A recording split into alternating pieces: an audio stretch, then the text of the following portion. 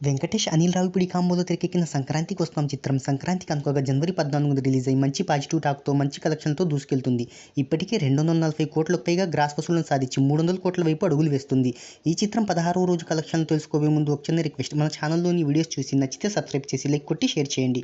సాంకేతిక నిపుణుల రెమ్యునరేషన్‌తో పాటు ప్రమోషన్ ఖర్చులు అన్నీ కలుపుకొని ఈ చిత్రాన్ని 80 కోట్ల రూపాయల బడ్జెట్‌తో వెంకటేశ్వర క్రియేషన్స్ బ్యానర్‌పై నిర్మాత దిల్ రాజు నిర్మించారు. ఇక ఈ మూవీ ప్రీ రిలీజ్ బిజినెస్ వచ్చేతలకి ఆంధ్ర, నిజాంలో 33 కోట్లు, ఇతర రాష్ట్రాలు ఓవర్సీస్‌లో 9 కోట్ల రూపాయలు జరిగింది. అలా ప్రపంచవ్యాప్తంగా ఈ చిత్రానికి 42 కోట్ల రూపాయల ప్రీ రిలీజ్ బిజినెస్ జరిగింది. ఈ చిత్రం 85 కోట్ల రూపాయల గ్రాస్ వసూళ్లతో బ్రేక్ ఈవెన్ టార్గెట్‌తో ప్రేక్షకుల ముందుకొచ్చింది.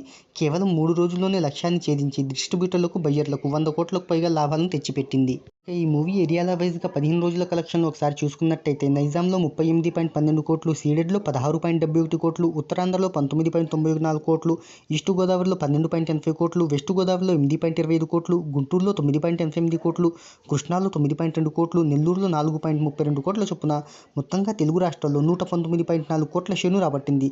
ఇక కర్ణాటక ప్లస్ రెస్ట్ ఆఫ్ ఇండియాలో 7.94 కోట్లు, ఓవర్సీస్‌లో 15.55 కోట్లను రాబట్టింది.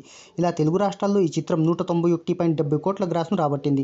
ప్రపంచవ్యాప్తంగా 248 కోట్లకు పైగా గ్రాస్ వసూళ్లను రాబట్టి వెంకటేష్ కెరీర్‌లో ఆల్ టైమ్ హిట్‌గా నిలిచింది.